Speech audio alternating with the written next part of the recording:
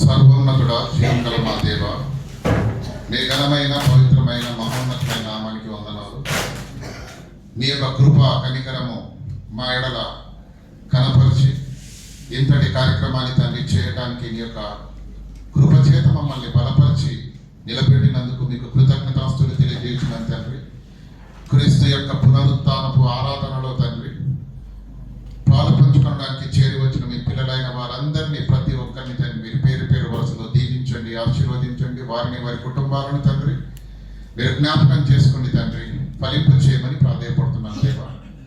ఈ సమయంలో తండ్రి ఏ మాటల చేతనైతే మా హృదయాలను మీరు స్థిరపరచునై ఉన్నారో లోతైనటువంటి వాక్య సందేశాలను తండ్రి మాకు అందించి మా హృదయాన్ని వాక్యపు మాధుర్యం చేత తృప్తి పరవలసిందిగా వేడుకుంటూ దీనుడును అల్పుడునైన నేను నీ పక్షాన నిలబడి మాట్లాడబోతుండగా ఆత్మ సాయం చేత నన్ను బలపరిచి నీ నామానికి మహిమకరంగాను మా బ్రతుకులకు దీవెనకరంగాను ఆశీర్వాదకరంగాను ఆరాధన అంతా జరుగునట్లుగా వాక్య పరిచర్యలు తోడుగా ఉండమని వేడుకుంటూ క్రీస్తునామని ప్రార్థన అడిగి వేడుకుంటున్నాం మా పరమ తండ్రి, ఆమేన్. ప్రియులారా, మరి ఈస్టర్ ఆరాధనకు చేరి వచ్చిన మీ అందరికీ మరొకసారి ప్రభు అయిన యేసుక్రీస్తు ప్రభుల వారి పరిశుద్ధ నామంలో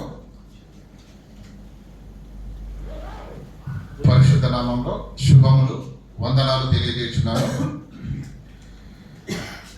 ఈ దినాన ఏంటంటే ప్రత్యేకత,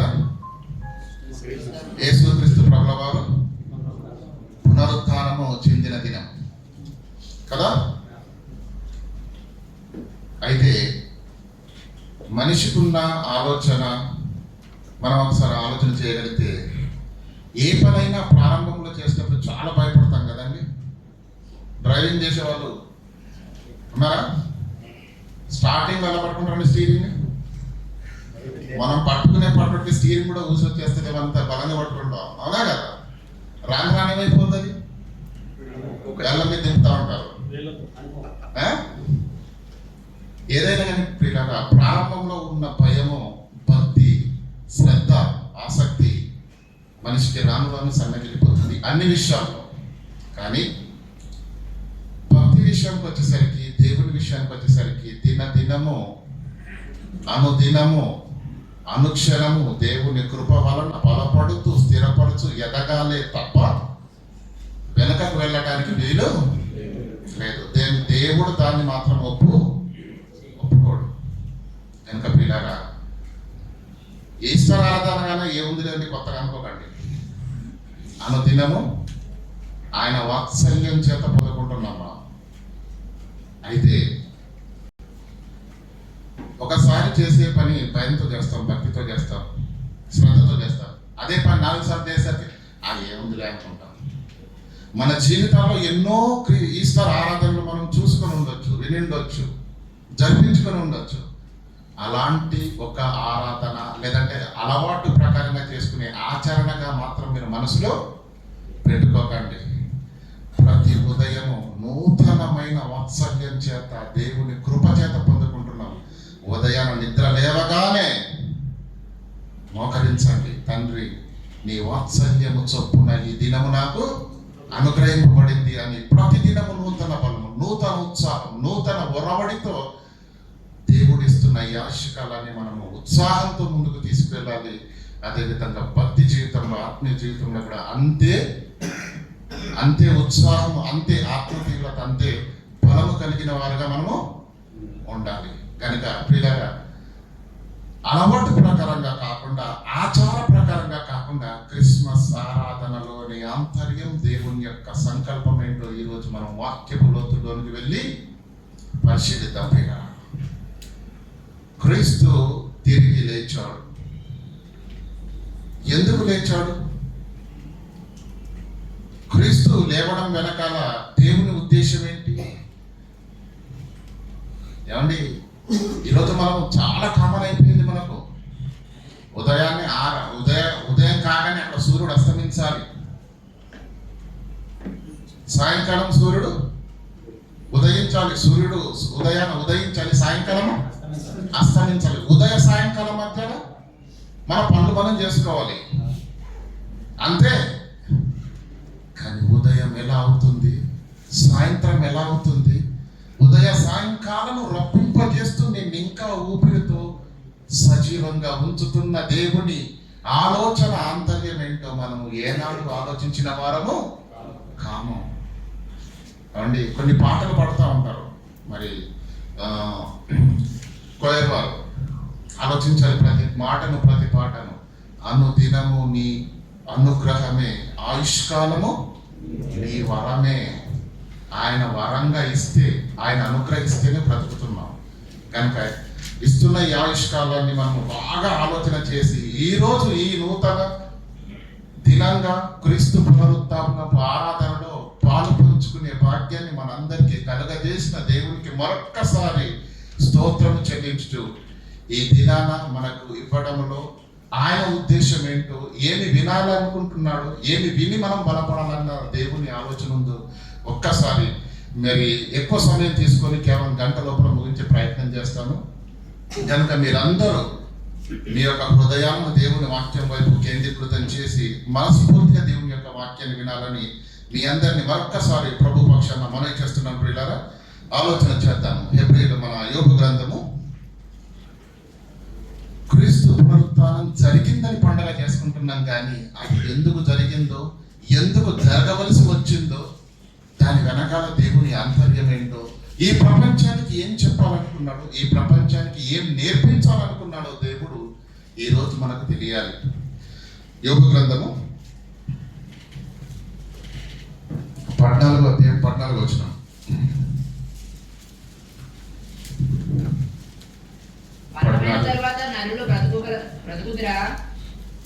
యోబు గ్రంథము 14వ అధ్యాయము 14వ వచనం. మరణమైన తరువాత నరులు బ్రతుకుదురా?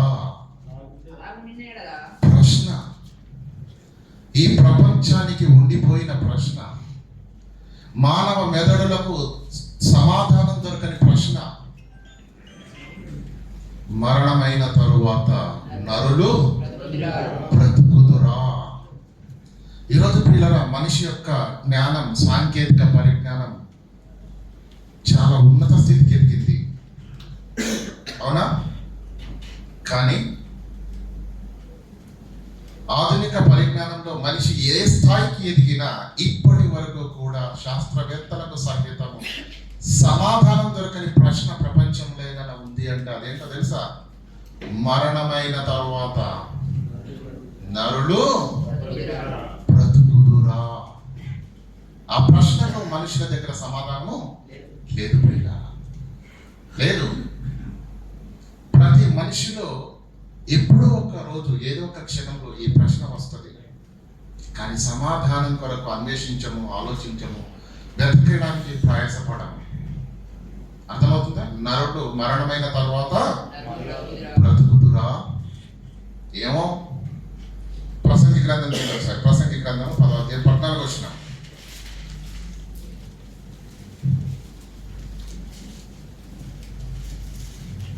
కలగబోవునది ఏదో మనుషులు ఎరుగకై ఉండినను, కలగబోవునది ఏదో మనుషులు ఎరుగకై ఉండినను, మనుషులు ఎరుగక ఉండినను, బుద్ధిహీనులు విస్తారంగా మాట్లాడుదురు. కలగబోవునది ఏదో, మరణం తర్వాత ఏం జరగబోతుందో మనుషులకు తెలియదు. తెలియకపోయినా మరి తెలియని కూడా సైలెంట్ గా కోరగా ఉంది. ఏమంటాడు? బుద్ధిహీనులు విస్తారంగా గాల్లో కలిసిపోద్ది అంటాడు. అంతేనా? నరుడు చనిపోయిన తరువాత ఏమి జరుగునో ఎవరు తెలియజేతురో ఈ ప్రపంచానికి తెలియదు, ఈ మనుషులకు తెలియదు. దానికి సమాధానం ఈ మనుషుల దగ్గర లేదు. ప్రపంచానికి పర్వతమంతా ఎత్తులో ఉన్నటువంటి ఈ ప్రశ్నకు సమాధానమే ప్రభువైన యేసుక్రీస్తుల వారి యొక్క పునరుత్థానం. నరులు మరణమైన తర్వాత బ్రతుకుదురా? యేసును చూడు. బ్రతుకుదురా? బ్రతుకుదురు. అది నిరూపించడానికి యేసుక్రీస్తు ఈ లోకానికి వచ్చాడు. ఎందుకు తెలియజేయాలి ఇది మనుషులకు? మనుషులకు ఎందుకు తెలియాలి ఇది? మనుషులకు ఎందుకు తెలియాలి? క్రీస్తు పునరుత్థానము ఈ ప్రపంచానికి సమాధానం. ఆదాము నుంచి ఇప్పటి వరకు అనేకులు మరణిస్తూ వచ్చారు, అవునా కదా? మన కుటుంబాల్లో, మన బంధువుల్లో, మనకు నిలవైన వారిలో, మన రక్త సంబంధుల్లో ఎంతో మంది చనిపోయారు లేదా? ఈ చేతులతోటే మా ఏమైనా పూడ్చిపెట్టాం కూడా, అవునా కదా? శివయాత్రలో పాల్గొంటాం కదండి మన రక్త సంబంధులు, బంధువులు చనిపోయినప్పుడు. మనకు బాగా తెలుసు చనిపోయిన వారు ఏమవుతున్నారు. చెప్పండి, తెలియదా? చూడలేదా? చెప్పండి. గోతిలో పొడి చేస్తున్నారు, మట్టిలో ఏంటి పాతేస్తున్నారు, లేదంటే మరి కట్టెల పైన కాల్ చేస్తున్నారు. ఇంకా టెక్నాలజీ ఎక్కువైపోయింది కాబట్టి ఎలక్ట్రిక్ అది ఉంది కదా, దానిపైన కూడా కొన్ని భయంకరమైన వ్యాధి రోగాలు వచ్చినప్పుడు మరి మనుషులు ముట్టుకుంటే ఆ వ్యాధి స్ప్రెడ్ అవుతుంది కనుక ఏం చేస్తారంటే ఆసుపత్రుల్లో ఉంటాయి అవి ఎలక్ట్రానిక్ మర్చురీ, దాంట్లోకి వెళ్ళి స్విచ్ చేశారనుకోండి 2 నిమిషాల్లో పూర్తయిపోతుంది. అయితే ఇలా మరణించగానే మట్టిలోకి వెళ్ళిపోతున్నారు, కట్టెలపైన కాల్ చేస్తున్నారు. అంతటితో మనిషి యొక్క చరిత్ర ముగిసిపోతుంది. ముగిసిపోతుందా? ఇంకేముండదా? ఇంకేమీ లేదా? మన వల్ల పరిస్థితులు కూడా ఎలా ఉంటాయంటే, బ్రతుకున్నప్పుడు నేనే నువ్వు, నువ్వే నేను అన్నట్టు ఉంటాం. ఒక్కసారి సమాధిలో పెట్టి వచ్చారనుకోండి, మహా అంటే 3 రోజులు ఏడుస్తారండి నాకు తెలిసి. ప్రేమకుంటే వారం రోజులు, ఆ తర్వాత యథా రాజా తథా ప్రజ అన్నట్టు మళ్ళీ అంత నార్మల్ అయిపోతుంది. వారి కార్యక్రమాలు, వారి పనులు, వాళ్ళ ఒత్తిడి, వాళ్ళ ఉద్యోగాలు మరలా యథావిధిగా. మరణం తరువాత, మట్టికి చేరిన తరువాత ఇంకా ఏమీ లేదు, మనిషి జీవితం అయిపోయింది అని అనుకుంటున్న ప్రపంచానికి మరణం తరువాత కూడా జీవమున్నది, బ్రతుకున్నది అని ప్రపంచానికి గగ్గోలు పుట్టించే, ప్రపంచానికి ముచ్చమటలు పట్టించే, ప్రపంచాన్ని నివ్వెరపోయేటట్టుగా దేవుడు బాహాటంగా ఈ ప్రపంచానికి కనపరిచిన సజీవ సాక్ష్యమే యేసుక్రీస్తు యొక్క పునరుత్థానం. యేసుక్రీస్తు యొక్క పునరుత్థానం. ఏమండి, మీరు ఫోన్ చేయలేదని నేను అనుకుంటున్నాను. గట్టి మాట్లాడండి. యేసుక్రీస్తు పునరుత్థానం గురించి మాట్లాడితే అపవాది చెవుల్లో నుంచి రక్తం రావాలి, అంత గట్టిగా ప్రజ్వలించాలి. క్రీస్తు పునరుత్థానపు బోధ, క్రీస్తు పునరుత్థానపు ఆరాధన. కానీ ఈరోజు క్రైస్తవులకు ఎలా అయిపోయిందో తెలుసా అండి? క్రీస్తు పునరుత్థానము ఎంత గొప్పదో, ఎంత బలమైనదో, ఎంత అవసరమో ఈరోజు క్రైస్తవుడు కూడా అర్థం కాలేదు. ప్రియులారా, అర్థం కాలేదు కాబట్టి క్రిస్మస్ మనకు బాగా తెలుసు. ఎన్ని రోజులు చేస్తారండి? అంతేనా? డిసెంబర్ 25కి స్టార్ట్ ప్రారంభమవుతుంది. అప్పటి నుంచి జనవరి 1 దాకా ఉంటుంది. ఆ నెలలు క్యారల్స్కి వెళ్తారు, ప్రతి కుటుంబాన్ని సందర్శిస్తారు, వాక్యం చెబుతారు, పాటలు పాడతారు. అద్భుతంగా ఉంటుంది కదండి. గుడ్ ఫ్రైడే అదో 40 రోజులు, ఎందుకు ఉపవాసాలు ఉంటాయి కదా. క్రిస్మస్ ఏమో 1 నెల, గుడ్ ఫ్రైడే ఏమో 40 రోజులు, ఈస్టర్ సంవత్సరానికి 1 రోజు. ఏమర్థమైంది చెప్పండి ప్రపంచ క్రైస్తవ్యానికి? క్రీస్తు పునరుత్థానం బైబుల్ తెరిచి అపోస్తలులు ఏం చేశారు మీరు ఒక్కసారి కళ్ళు తెరిచి చూడగలిగితే ప్రియులారా, 365 రోజుల వాళ్ళు ఒకటే బోధ చేశారు. ఏంటో తెలుసా? మృతుల పునరుత్థానము యేసును బట్టి కలుగునని ప్రకటించారు. ఏమని? మృతుల పునరుత్థానము యేసును బట్టి కలుగును కనుక మీరు నమ్మారా, ఆయన లేచినట్టుగా మీరు లేస్తారు. 60 సంవత్సరాల జీవితం కొరకి అహర్నిశలు కష్టపడుతూ కుస్తూలు పడుతున్నటువంటి ప్రపంచ జనానికి యేసుక్రీస్తు ఏమన్నాడు తెలుసా? ప్రయాసపడి భారం మోయుచున్న సమస్త జనులారా నా రండి, నేను మీకు శాశ్వతమైన విశ్రాంతిని ఇవ్వబోతున్నాను. అయితే మీరు ఒక చిన్న పని చేయాలి. ఏంటి? నా కాడిని ఎత్తుకొని నా దగ్గర నేర్చుకొని దాన్ని మోయాలి మీరు. అప్పుడు మీ ప్రాణములకు విశ్రాంతి కలగజేస్తున్నాను. సంవత్సరం అంతా ప్రకటించవలసినటువంటి సందేశాన్ని ఒక్కరోజుకు చేశారు కదా. మనతో ఉన్న సమస్య అది. పనికి రాని దాన్ని ఎక్కువ చేస్తాం, పనికెచ్చేదాన్ని అసలే చేయం. మనం అసలే చేయం. కనుక పిల్లల క్రీస్తు పునరుత్థానము ఎంత బలమైనది, ఎంత ఘనమైనది, ఎంత అవసరం, అది ఈరోజు నీకు నాకు అర్థమయ్యిందా? ఈరోజు మనం ప్రశ్న వేసుకోవాలి. అర్థమైందంటారా? ప్రతి పండగలో ఇదొక పండగ అనుకుంటున్నారు క్రైస్తవులందరూ. అవునా?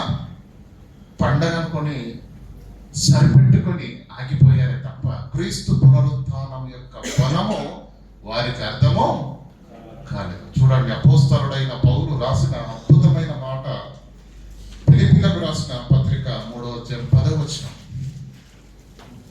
అపోస్తలుడైన పౌలు ఫిలిప్పీలకు రాసిన పత్రిక, ఏ విధము చేతనైనను దయచేసి అందరు తీయనివ్వండి. 3వ అధ్యాయము ఫిలిప్పీలకు రాసిన పత్రిక 10. ఏ విధము చేతనైనను మృతులలో నుండి నాకు పునరుత్థానము కలుగవలెనన్నది అపోస్తలుడైన పౌలు యొక్క ఆకాంక్ష, అభిలాష. అది ఉందా ఈరోజు క్రైస్తవ్యానికి? అది ఉందా ఈరోజు విశ్వాసులకు? అది ఉందా ఈరోజు సంఘాలకు? ఏమంటున్నాడు? ఏ విధము చేతనైనను మృతులలో నుండి నాకు పునరుత్థానము కలుగవలెనని. ఏ విధము చేతనైనను డబ్బు సంపాదించాలి, ఏ విధము చేతనైనను ఎదగాలి, ఏ విధ చేతనైనను ఏంటి?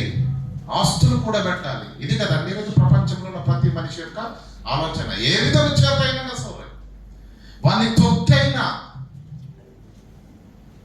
మనుషులకు ఉండే గురి, ఆలోచన, డబ్బు, ఆస్తి, వీటి గురించి ఉందేమో. కానీ క్రైస్తవుని యొక్క గురి ఎలా ఉండాలండి?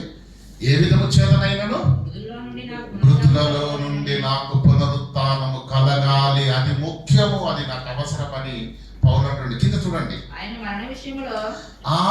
మరణ విషయములో సమాన అనుభవము గలవాడనై ఆయనను ఆయన పునరుత్థాన బలమును ఎరుగు నిమిత్తము ఆయన పునరుత్థాన బలమును. బాగా ఆలోచించండి ఆ పదాన్ని. ఏమంటుంది? ఆయన మరణ విషయంలో సమాన అనుభవం కలవాడినై ఆయనను ఆయన పునరుత్థాన బలమును పునరుత్థాన బలము అన్నాడు. పునరుత్థానానికి బలముందా? పునరుత్థానానికి శక్తి ఉందా? పునరుత్థాన బలమును ఎరగాలని పౌలు అనుకుంటున్నాడా? పౌలు ఎరగాలని అనుకుంటే పునరుత్థాన బలాన్ని క్రైస్తవులందరూ ఎరగాల. అయితే అది మనం ఎరిగావా? అర్థమవుతుందా లేదా? ఏమంటుంది? ఆయన పునరుత్థాన బలమును ఎరుగు నిమిత్తము ఏం చేశాడంట? ఆయన శ్రమలలో పాలివాడవుట ఎట్టిదో ఎరుగు నిమిత్తము సమస్తమును నష్టపరుచుకొని వాటిని పెంటలో సమానంగా ఎంచుకొని ఉన్నాను. ఇది కమిట్మెంట్. భక్తిలో పౌలు గారు తీసుకున్న నిర్ణయం. ఏమంటున్నాడు? ఆయన పునరుత్థాన బలమును ఎరగాలి, నేను నాకు తెలియాలి. పునరుత్థానము అంత బలమైనదా? దాని బలము ఎరగాల క్రైస్తవుడు, ఎరిగి తీరాలా. అయితే క్రీస్తు పునరుత్థాన బలంను ఈరోజు నీవు నేను ఎరిగి ఉన్నామా? అది ఎరగకపోయినా మనం భక్తిలో కొనసాగుతున్నామా? ప్రియులారా, ఈరోజు ఈ రాత్రికాల వేళ దేవుడు మన హృదయాలతో సూటిగా స్పష్టంగా మాట్లాడుతున్నాడు. ఏ విధము చేతనైన మృతులలో నుండి నాకు పునరుత్థానము కలగవలెనని, ఆయన మరణ విషయంలో సమాన అనుభవం కలవాడనై ఆయనను నంబర్ 1 ఆయన పునరుత్థాన బలమును నేను ఎరగాలి, నాకు తెలియాలి, నేను అనుభవించాలి దాన్ని అంటున్నాడు. పౌలు పునరుత్థాన బలాన్ని ఎరగవలసి ఉంటే క్రైస్తవులంతా ఎరగాలి కదా. ఎరిగారా? పునరుత్థానానికి ఎంత బలం ఉందా ఆలోచించండి. అంత బలం ఉందా? మీకు అర్థమయ్యే భాషలో చెప్తాను. మన జీవితాలలో ఎన్నో సంఘటనలు సందర్భాలు జరుగుతూ ఉంటాయి. సంతోషాన్ని ఇచ్చేవి జరుగుతాయి, దుఃఖాన్ని ఇచ్చేవి జరుగుతాయి, ఆనందపడేవి జరుగుతాయి, గుండెలు బాదుకునే సందర్భాలు కూడా జరుగుతాయి. మనం చిన్ననాటి నుంచి తల్లిదండ్రుల యొక్క గారాబపు పెంపకంలో పెరుగుతాం కనుక అంత తొందరగా మనకు బరువు, బాధ్యత, తల్లి కష్టము, తండ్రి కష్టం మనకు అర్థము కాదు.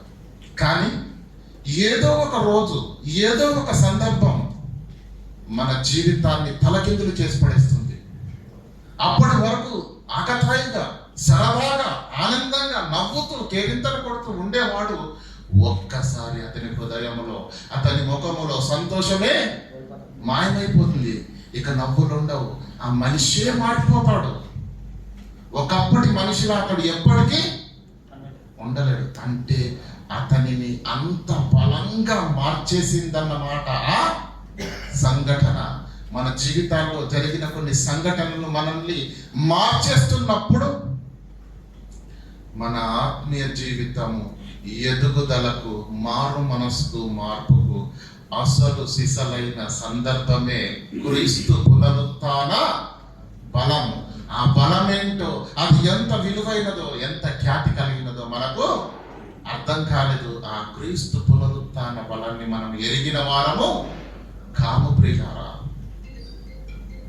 క్రీస్తు పునరుత్థాన బలాన్ని మనం ఎరిగిన వారము కాము. ఎందుకు దాన్ని ఎరగాలి అంటే మీరు ఆలోచించండి. కుటుంబాల్లో, మన జీవితాల్లో జరిగిన ఒక్కొక్క సంఘటన మనల్ని మార్చేస్తుంది. ఒకప్పుడు అలా ఉంటాము. ఎవరైనా బాగా నమ్మిన వ్యక్తి మోసం చేశాడు అనుకోండి, మీకు అర్థం కావడం చెప్తున్నాను. ఒక వ్యక్తి ఉన్నాడండి, ఎవరు సాయం చేసినా కాదని లేకుండా డబ్బులు ఇచ్చేస్తాడు, అతనితో వీలైన సాయం చేస్తాడు.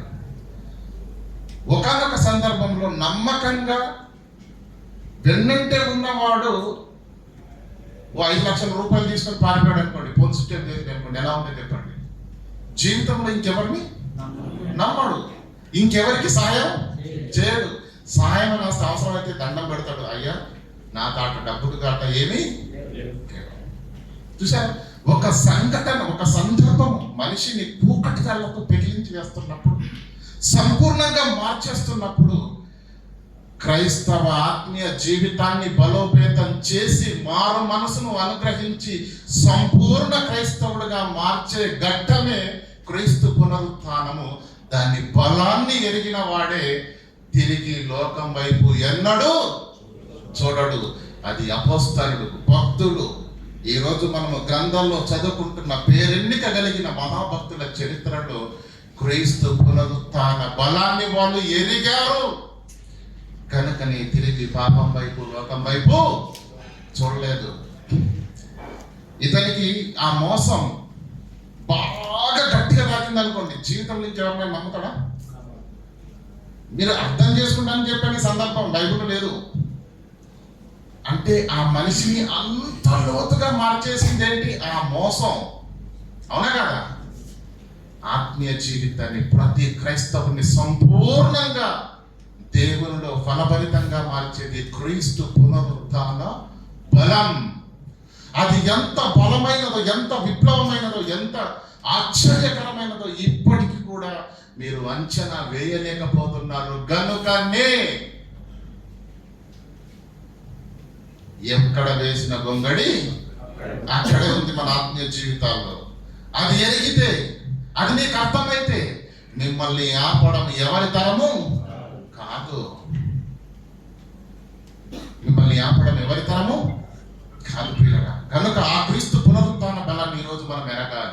ఎరగాలి. ఆలోచన చేద్దాం. అపోస్తల కార్యంలో 17:30 అపోస్తల కార్యంలో బాగా ఆలోచించాలి. బైబిల్ చదువుతున్నప్పుడు ప్రియులారా, మనము చదువుకుంటూ వెళ్తే మనకు అర్థం కాదు, కానీ చదివి ఆలోచన చేయాలి. ఆ జ్ఞాన కాలం ముందు దేవుడు చూసి చూడనట్టుగా ఉండెను. దేవుడు చూసి చూడనట్టుగా ఉండెను. ఇప్పుడైతే అంతటను అందరూ మారు మనస్సు పొందవలనని మనుషులకు ఆజ్ఞాపించుచున్నాడు.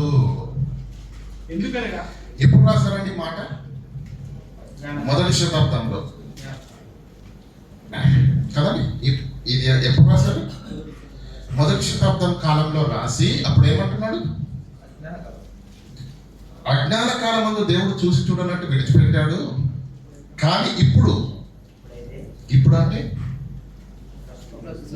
5వ తారీఖు ఏప్రిల్ 2026 కాదు. ఇప్పుడు అంటే ప్రారంభ శతాబ్దంలోనే ఏమంటుండే, ఇప్పుడు అంతటా అందరూ మారు మనస్సు పొందాలి. మారు మనస్సు అంటే నువ్వు అనుకున్నట్టుగా కాదు, దేవుడు అనుకున్నట్టుగా. అంతటను అందరూ మారు మనస్సు పొందాలి అన్నాడు కదా. ఏ విషయంలో? ఒక క్లారిటీ ఉండాలి కదా. మనకుండే క్లారిటీ మనకు ఉంటుంది. నీ క్లారిటీ దేవుడికి సరిపోలేదనుకో, నువ్వు మారిన ఉపయోగం లేదు. దానికి ఏమంటాడు? అంతటను అందరూ మారు మనసు పొందాలి అని చెప్పేసి కింద ఏం మాట్లాడుతున్నాడు చాలా జాగ్రత్తగా ఆలోచించండి. ఇప్పుడైతే ఎందుకనగా ఎందుకు మారాలి? పైన ఏమన్నాడండి? అజ్ఞాన కాలమందు దేవుడు చూసి చూడనట్టు విడిచిపెట్టాడు. ఇప్పుడైతే అంతటను అందరూ మారు మనసు పొందాలి. ఇది ఖచ్చితంగా సర్వమానవాళి దీన్ని పరిగణలోకి తీసుకోవాలి. అంతటను అందరూ మారాలి అని ఇప్పుడు ఏమంటాడు? ఎందుకంటే ఎందుకు మారాలని దేవుడు ఇంత ఖచ్చితంగా శాసిస్తున్నాడు అంటే, దేవుడు నువ్వు మారాలనే, ఈ ప్రపంచం మారాలనే దేవుడు ఒక మహాకార్యాన్ని చేశాడు. ఏంటో కింద చెప్తున్నాడు. ఎందుకనగా తాను నియమించిన మనుష్యుని చేత నీతిని అనుసరించి భూలోకమునకు తీర్పు తీర్చబోయే దినం ఒకటి ఉంది. తీర్పు తీర్చబోయే దినమును ఒకటి నిర్ణయించి ఉన్నాడు. ఎందుకు మారు మనసు పొందాలి? పైన ప్రశ్న చదువుకున్నాం కదా. అంతటను అందరూ మారు మనసు పొందవాలని దేవుడు ఆ మనుషులకు ఆజ్ఞాపిస్తున్నాడు. ప్రశ్న మనం వేసుకోవాలి బైబిల్ చదివేటప్పుడు. ఎందుకు మారాలి ప్రభువా అంటే కింద ఏమంటుండు? అజ్ఞాన కాలమందు వారిని చూసి చూడనట్టు విడిచిపెట్టాను. ఇప్పుడు అలాంటి పప్పులేమి ఉడకవు. చాలా జాగ్రత్తగా ఉండాలి. మారు మనసు పొందాలని చెప్పేసి ఏమంటుండు? ఎందుకంటే ఎందుకు మారు మనసు పొందాలంటే తాను నియమించిన ఒక మనిషిని చేత నీతిని అనుసరించి భూలోకమునకు తీర్పు తీర్చబడి ఒక దినమును నిర్ణయించి ఉన్నాడు. ఎలా? నీతిని అనుసరించి తీర్పు. నీతిని అనుసరించి తీర్పు. భూమి మీద కూడా తీర్పులు బాగుంటాయి కదండి. ఏమంటే న్యాయ వ్యవస్థలో కానీ, పోలీస్ స్టేషన్లో కానీ, ఇంకా దిగువ స్థాయిలో ఆలోచిస్తే మన గ్రామాల్లో కూడా నీతి న్యాయము ఎలా జరుగుతుందండి? ఎలా జరుగుతుంది చెప్పండి? అది మనవాడా కాదా ముందు? అంతేనా? అది మనవాడైతే అమ్మ బొమ్మ అయిపోద్ది, అమ్మ అయిపోద్ది కదా. మార్చేస్తాం న్యాయాన్ని. న్యాయస్థానంలో లంచం కదండి. లంచం లేదంటే ఈ మధ్యకాలంలో కులాన్ని కూడా పరిగణలోకి తీసుకున్నాడు. మనవాడా కాదా? ఇలాంటివి కూడా జరుగుతున్నాయి. అయితే దేవుడు కూడా ఒక తీర్పు దినాన్ని నియమించాడట. భూలోకమునకు తీర్పు తీర్చబోయే దినం ఒకటి ఉంది. ఆ దినాన న్యాయం ఎలా జరుగుతుందో తెలుసా? తెల్లవాళ్ళని చూసి దేవుడు న్యాయం చేయడు. నల్లవాళ్ళని దూరం ఉండాలి అనడు. తెలుపును బట్టి, నలుపును బట్టి, ఎరుపును బట్టి, పొట్టిని బట్టి, పొడవును బట్టి, ఆకార దేహ సౌందర్యాన్ని బట్టి, దేహ సౌష్ఠవాన్ని బట్టి కాదు. కానీ అతడు చేసే న్యాయం ఎలా ఉంటుందట? నీతిని బట్టి, నీతిని అనుసరించి భూలోకమునకు తీర్పు తీర్చబోయే ఒక దినమున్నది. ఆ దినాన నీవు అపరాధిగా తీర్చబడకుండా ఉండాలంటే అంతటను అందరూ మారు మనసు పొందకపోతే ఆ దినాన నీవు అపరాధిగా తీర్చబడతావు. ఎందుకు చెప్పాడు అదంతా? ఎందుకు చెప్పాడు? అజ్ఞాన కాలమందు దేవుడు చూచి చూడనట్టు విడిచిపెట్టాడు. కానీ ఇప్పుడు అలాంటివేమీ కుదరవు. అంతటను అందరూ ఖచ్చితంగా మారు మనసు పొందాలి. ఎందుకంటే తాను నియమించిన మనుష్యుని చేత నీతిని అనుసరించి భూలోకమునకు తీర్పు తీర్చబోయే దినం ఒకటి నిర్ణయించి ఉన్నాడు. గనుక ఆ తీర్పు దినాన నువ్వు అపరాధిగా తీర్చబడకుండా ఉండాలి అంటే నువ్వు ఈ దినాన మారాలి. దేనికి మారాలి? ఏ విషయంలో మారాలి? కింద చెప్తున్నాడు చూడండి. మృతులలో నుండి ఆయనను లేపినందున దీనిని నమ్ముటకు. మృతులలో నుండి ఆయనను ఎందుకు లేపాడు యేసును? యేసు ఎందుకు లేచాడు? ఈస్టర్ యొక్క ఆంతర్యం ఏంటి? క్రీస్తు తను తాను సజీవునిగా ఆనాటి సమాజానికి ఎందుకు కనపరుచుకున్నాడు? కారణం ఏంటి? ఈ ప్రపంచం నమ్మాలి. మృతులలో నుండి ఆయన లేచుట వలన మృతుల పునరుత్థానాన్ని నమ్ముటకు అందరికీ ఆధారము కలుగజేసి ఉన్నాడు. ఎందుకు లేపడే సుదృష్టిని?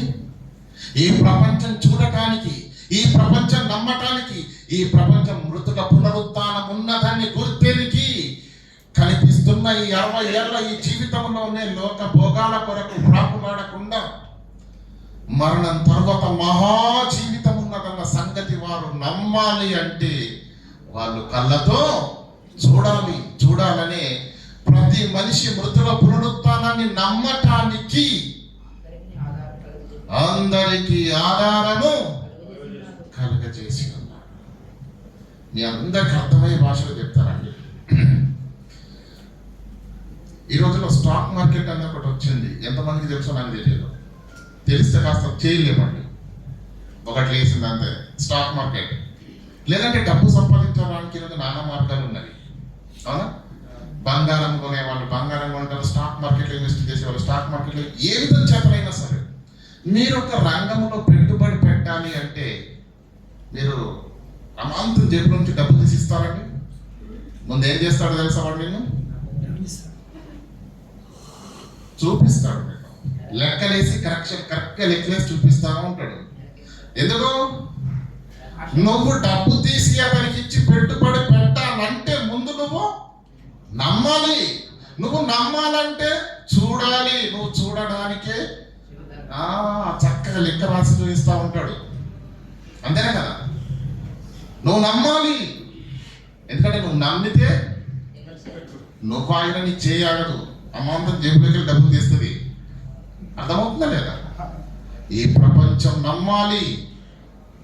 రాబోయే ఆ జీవితం కొరకు ఉన్న ఈ జీవితాన్ని క్రీస్తులో బలంగా పెట్టాలి అంటే కనిపిస్తున్న మురిపిస్తున్న ఈ లోక అందాలను వాటన్నిటిని మరిచి దేవుని కొరకు పరిగెత్తాలంటే అతడికి స్పష్టంగా తెలియాలి.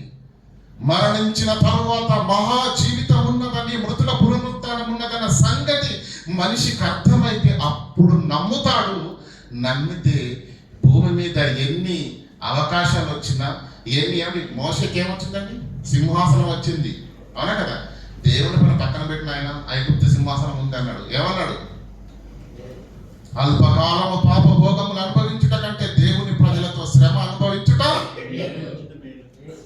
అంతటి మాట మాట్లాడాడంటే మోషే గారు ఎంత అర్థమైతే మాట్లాడతారు చెప్పండి. మనకు అదే సింహాసనం మనకి ఇస్తారన్నారు అనుకోండి, ఏం చేస్తాం చెప్పండి. అక్కడ ఏమందండి ఫరో కుమార్తె, కుమారుడా నన్ను తల్లి అమ్మా అంతే, ఐగుప్తు సింహాసనం నీకే అంట అన్నది. అక్కడ ఆయన ఏమన్నాడు, ఒప్పుకోలేదు. ఆ స్థానంలో మనం ఉంటే ఏం చేస్తా చెప్పండి. అమ్మ ఒక్కసారి ఏంటి నీ పాదాలకు బంగారు పాదాలకు ముద్దులు పెట్టి ఏంటి వందనాల మట్ట పాడబడతావు. వాళ్ళు ఎలా వదులుకున్నారు, వాళ్ళు ఎలా త్యాగాలు చేయగలిగారు అర్థమవుతుందా? బంగారాలకు లొంగలేదు కదా, స్త్రీ వ్యామోహాలకు లొంగలేదు, ఆస్తులకు లొంగలేదు, రాజ్యాలకు లొంగలేదు. ప్రభుత్వాలు ఎదురు తిరిగి బెదిరించిన వారు పడలేదు. అంత బలంగా దేవుని కొరకు ఎలా బ్రతికారు అర్థమైంది వాళ్ళకు. క్రీస్తు పునరుత్థాన బలం ఏంటో వారికి అర్థమైంది. మరణం తరువాత ఉన్న మహా జీవితం ఎంత గొప్పదో వారికి అర్థమైంది కనుకనే వారు అంత గొప్పగా బ్రతకగలిగారు. ప్రియులారా, మరలా చదవండి మాటలు, చివరి వచనం. మృతులలో నుండి ఆయనను ఎందుకు లేపాడో తెలుసా? ఈ ప్రపంచమా, సంగమా, విశ్వాసులారా, దేవుని పిల్లలారా, దీన్ని నమ్ముటకును అందరికీ ఆధారం కలిగజేసి దయచేసి ఫోన్లు కట్టేయండి. ఒకసారి చెప్పారు కదా, మృతులలో నుండి ఆయనను లేపినందున దీన్ని నమ్మాలనే, ఈ ప్రపంచం నమ్మాలనే, విశ్వాసులు నమ్మాలనే, సంఘాలు నమ్మాలనే, ఆత్మీయ జీవితాన్ని ప్రారంభించిన ప్రతి ఒక్కరు నమ్మాలనే మీ అందరికీ ఆధారము, సాక్ష్యము, కండ్లకు పండగగా బాహాటంగా క్రీస్తు పునరుత్థానాన్ని ఈ ప్రపంచానికి చూపించాడు దేవుడు. చేయాల్సిన పని చేసేశాడు. ఇక మారతావా మారవా నీ ఇష్టం. ఆజ్ఞాన కాలమందు దేవుడు చూసి చూడనట్టు విడిచిపెట్టాడు. కానీ ఇప్పుడు అంటే ప్రారంభ శతాబ్దం కాలంలో చెప్పాడు, ఇప్పుడు అంతటను అందరను మారు మనసు పొందాలి. ఎందుకంటే తాను నియమించిన మనుషుని ద్వారా నీతిని అనుసరించి భూలోకమునకు తీర్పు తీర్చబోయే దినం ఒకటి ఉంది. ఆ దినాన నువ్వు అపరాధిగా తీర్చబడకూడదంటే నువ్వు క్రీస్తు పునరుత్థానాన్ని ఎరిగి నమ్మి ఈ శేష జీవితాన్ని క్రీస్తులో, ప్రభువులో, సేవలో పెడితే ఆ మహా జీవితము దేవుడు నీకు ఇవ్వబోతున్నాడు. నువ్వు నమ్మటానికి ఆయనను లేపాడు. ఈ శేష జీవితాన్ని క్రీస్తులో పెట్టడానికి నువ్వు నమ్మకపోతే ఏ పని చేయవు కదా. నేను దింగరంలో వాడిమో పల్లపల్లి దగ్గరికి వెళ్ళామనుకోండి, అరటిపల్ల దగ్గరికి, ఇక్కడ లేవులేండి, మనం ఇక్కడ పుట్టామా ఏంటి, ఇండియానే కదా. అరటిపల్ల బండి దగ్గరికి వెళ్ళామనుకోండి, ఏమంటావు? వాడితో మాట్లాడుతూనే 2 లాగింగ్ చేస్తావు, వదులుతావేంటి? అరటి పళ్ళు అయితే ఒకటి, ద్రాక్ష పళ్ళు అయితే కిలో కొంటామా కొనమో తర్వాత విషయం, కానీ ఖచ్చితంగా 1/4 కిలో తినేస్తావు. ఎందుకు? నీకు నచ్చాలి, నువ్వు నమ్మాలి. ఇది రుచిగా ఉంది, ఇది టేస్ట్గా ఉందని నమ్మితే తప్ప నువ్వు కొనలేవు. ఒక వస్తువు సరిగ్గా పనిచేస్తుందా లేదా అని నీకు నమ్మకం కలిగితే తప్ప దాన్ని నువ్వు కొనలేవు. అది గ్రైండర్ కావచ్చు, ఫ్రిడ్జ్ కావచ్చు, టీవీ కావచ్చు, వాడే సబ్బు కావచ్చు. ఈరోజు అడ్వర్టైజ్మెంట్లు వస్తున్నాయి కదండి, ఏంటి డిటర్జెంట్ గురించి వస్తుంది కదా. ఎలా వస్తుందండి? ఇంటికి వస్తున్నారు ఈ మధ్యకాలంలో. వాళ్ళు వ్యానస్టోలు వచ్చేసి అమ్మ బాగా మురికి పట్టినటువంటి గుడ్డలు తీసుకురాంటారు. మన కళ్ళ ముందే దాన్ని వాష్ చేసి చూపిస్తున్నారు. అప్పుడు మనం ఏం చేస్తాం? ఒకటి కొంటామా, 10 కొని పడేస్తాం. అర్థమవుతుంది లేదా? మీరు నమ్మాలి. ఈరోజు ఒక వ్యాపారం మిమ్మల్ని నమ్మించి చేస్తున్నారు. నమ్ముతున్నాం కాబట్టి మనం ముందరికెళ్ళి ఆ కార్యక్రమాన్ని చేస్తున్నాం, అవునా కదా? అయితే ప్రియులారా, క్రీస్తు పునరుత్థానాన్ని నువ్వు నువ్వు నమ్మాలని. నువ్వు నమ్మితేనే ఈ శేష జీవితాన్ని కపట నాటక వేషాలతో కాకుండా, కాలక్షేపమైన భక్తి కాకుండా, వచ్చామంటే వచ్చాము, వెళ్ళామంటే వెళ్ళామన్నట్టు కాకుండా ఫలభరితమైన భక్తి జీవితము నువ్వు మారాలి అంటే, ఫలభరితమైన భక్తి జీవితం నువ్వు జీవించాలి అంటే, అనేక ఆత్మలను రక్షణార్థమై ఒక పౌలులా, ఒక పేతురులా, ఒక స్తెఫెనులా, ప్రియులారా, ఒక విప్లవమైన జ్యోతిలా నువ్వు వెలగాలి. ఒక్క వెలుగు వెలగాలంటే నువ్వు అంతరంగంలో నుంచి క్రీస్తు పునరుత్థానాన్ని నమ్మాలి. నమ్మటానికి దేవుడు చేయాల్సింది చేశాడు, కానీ దాన్ని మనం పట్టించుకునే స్థితిలో లేము. అది దాన్ని బాగా అర్థం చేసుకున్నారు కనుకనే వాళ్ళు చరిత్రలో మిలిసిపోయారు, భక్తులు అయ్యారు. ఈరోజు మనం చదువుకుంటున్నాం, మనం వింటామంతే. ఎప్పుడు కూడా విన్న తర్వాత వాక్యాన్ని ఆలోచించము, ధ్యానించము, పరిశీలించము. ఆలోచిస్తారని వాక్యాన్ని ఇంటికి వెళ్ళిన తర్వాత ఆలోచిస్తారా? ఇవి ఆలోచనలు రావు. పొరపాటున ఎవడన్నా ఏమండి కోపంతో ఒక మాట ఉంది అనుకోండి, అంత మాట అంటాడా వాడు నన్ను వచ్చే నెల వరకు అదేంటంటే మంచి ఆలోచించాం, మంచి మనసులో పెట్టుకోం, పనికిరాంటే పెడుతూ ఉంటాం. కనుక ప్రియులారా, ఆ తీర్పు తీర్చబోయే దినము నీవు అపరాధిగా తీర్చబడకుండా ఉండాలి అంటే, నువ్వు నీతిమంతుడుగా, నువ్వు న్యాయవంతుడుగా ఆ తీర్పులో నీవు నిలబడాలి అంటే ప్రియులారా, క్రీస్తు పునరుత్థానమును బట్టి నువ్వు సరి అయిన నిర్ణయము తీసుకో. ఎలాంటి నిర్ణయమో తెలుసా? వెనుదిరుగని నిర్ణయము, లోకానికి లొంగని నిర్ణయము, ఆశలకు, ఆస్తులకు, ప్రలోభాలకు లొంగకుండా క్రీస్తు కొరకు ప్రభుత్వానికి ఎదురు తిరిగిన ప్రభువును కూడా వారు విడిచిపెట్టిన వారు కారు. అంతటి బలంగా నువ్వు దేవుని నమ్మాలి అంటే, అంత బలంగా దేవుణ్ణి నిలబడాలంటే నిన్ను బలపరిచే ఏకైక సంఘటన క్రీస్తు మృతుల పునరుత్థానం. ఆయన మృతుల పునరుత్థాన బలమును నేను ఎరగాలి అన్నాడు ఆయన. అది ఎరగాలన్న ఆశ ఈరోజు క్రైస్తవులకు లేదు, పిల్లగా లేదు. ఇంకా కొన్ని వచనాలు చూసుకుందాము. మత్తయి లూకాసు వార్త తీయండి ఒకసారి. యేసుక్రీస్తు ప్రభుల వారు ఇందాక మనం వాక్య సందేశం చదువుకున్నాం కదా, 24వ అధ్యాయము 3వ వచనం చదువుకుందాం. 24. ప్రభువైన యేసు దేహము వారికి కనబడలేదు. ఇందును గూర్చి ఏమండి, సమాధి శుక్రవారం రోజున యేసుక్రీస్తును సమాధి చేశారు కదా, చనిపోయారు కదా. చనిపోతే ఆదివారం రోజున సుగంధ ద్రవ్యాలు తీసుకుని, సుగంధ ద్రవ్యాలు అంటే సువాసనలు ఇచ్చేది కదా, అవి తీసుకుని వచ్చి యూదుల ఆచార ప్రకారంగా మరి ఆ శవానికి వాటిని పూయాలి. పూసి నానా బట్టలతో చుట్టి భద్రపరచాలి. అది వాళ్ళ సాంప్రదాయం. ఓకేనా? దాన్ని చేయడానికి వాళ్ళు వస్తున్నారు. ఏం జరిగిందప్పుడు? వచ్చి చూసి కానీ ప్రభువైన యేసు దేహము అక్కడ లేదు. ఇందు నిమిత్తమై వారు ఎటు తోచక ప్రకాశమానమైన వస్త్రములు ధరించుకున్న ఇద్దరు మనుషులు వారి యొద్ద నిలబడి ఉండిరి. వారు భయపడి ముఖంలో నేలకు మోపి ఉండగా వీరు సజీవుడైన వానిని మీరు మృతులలో ఎందుకు వెతుకుతున్నారు? ఆయన ఇక్కడ లేడు, ఆయన లేచి ఉన్నాడు.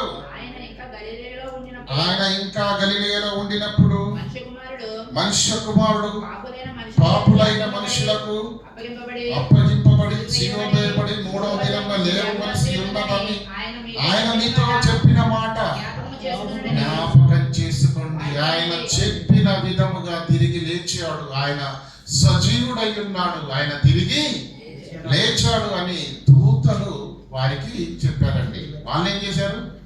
వాళ్ళు వెళ్ళి శిష్యులకు చెప్పారు, ఈ విధంగా క్రీస్తు తిరిగి లేచాడని. వారందరికీ బాహాటంగా తెలియపరచబడింది.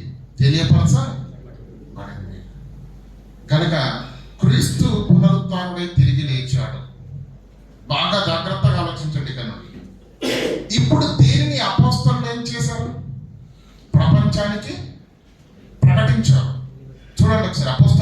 2:30-31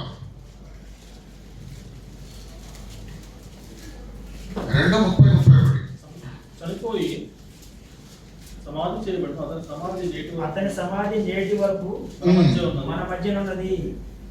31 అండి 2వ అధ్యాయం అపోస్తలుల కార్యములు. క్రీస్తు పాతాళములో విడిచిపెట్టబడలేదని, ఆయన శరీరం కుళ్ళిపోలేదని, దావీదు ముందుగా తెలుసుకొని ఆయన పునరుత్థానము గురించి చెప్పెను. ఈ యేసును దేవుడు లేపెను. దీనికి మేమందరము సాక్షులము. ఎవరు అంటున్నారండి మాట? అపోస్తలుడు. ఆయనతో ఉన్న 12 మంది శిష్యులు ఏమంటున్నారు? ఈ యేసును దేవుడు లేపాడు, దానికి మేమంతా సాక్షులము అన్నాడు. చూడండి 3:15 చదవండి. అలాగే 3:15 అపోస్తలుల కార్యములు. మీరు జీవాధిపతిని చంపితిరి కానీ దేవుడు ఆయనను మృతులలో నుండి లేపెను. ఎందుకు మేము సాక్షులము అంటున్నారు. అలాగే ప్రియులారా 4వ అధ్యాయము 33 వచనం చదువుకుందాం. ఇదియుగాక అపోస్తలుడు బలముగా ప్రభువైన యేసు పునరుత్థానమును గురించి సాక్ష్యము ఇచ్చిరి. అపోస్తలుడు దేని గురించి సాక్ష్యం ఇచ్చారటండి? బహు బలముగా ప్రభువైన యేసు క్రీస్తు యొక్క పునరుత్థానమును గురించి, జననాన్ని గురించి కాదు. దేని గురించి? ఏది బైబిల్ చెప్పమన్నది అది చెప్తామండి. చాలా మంది కట్టులో తిప్పుతూ ఉంటది నేను మాట్లాడుతూ ఉంటాను. క్రీస్తు సంఘము ఎవరైనా సరే ఎక్కడైనా సరే సూటిగా బైబిల్ ఉన్నా చెప్తారు కదా. కొందరికి ఈరోజు అనేక సంఘాలకు ఇబ్బందిగా ఉంది. ఏది చెప్పమంటుంది బైబిల్? ఏమని చదువుతుంది చూడండి.